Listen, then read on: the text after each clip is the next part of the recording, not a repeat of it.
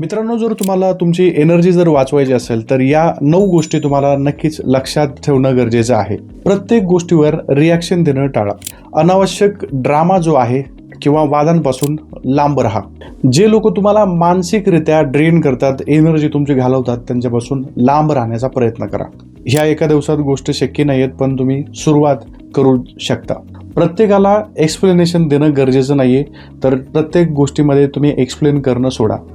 काही गोष्टी आपोआप समोरच्याला लक्षात येऊन जातात. रोज थोडा वेळ स्वतःसोबत घालवा.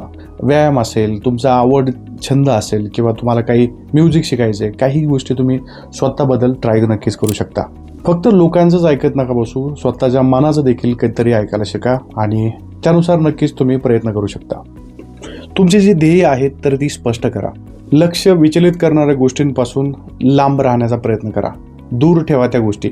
डिस्ट्रॅक्शन कायम तुमची ऊर्जा घेत राहील.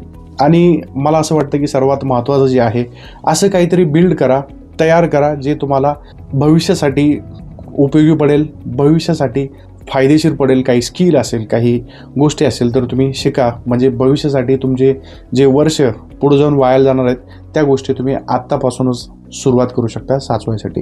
आत्तापासूनच तुम्ही त्या गोष्टी तयार करू शकता. कारण खरी ताकद फक्त मेहनतीतच नसते, तर स्वतःची तुम्ही ऊर्जा, तुमची एनर्जी कुठं खर्च करता आहात ते देखील महत्त्वाचं आहे.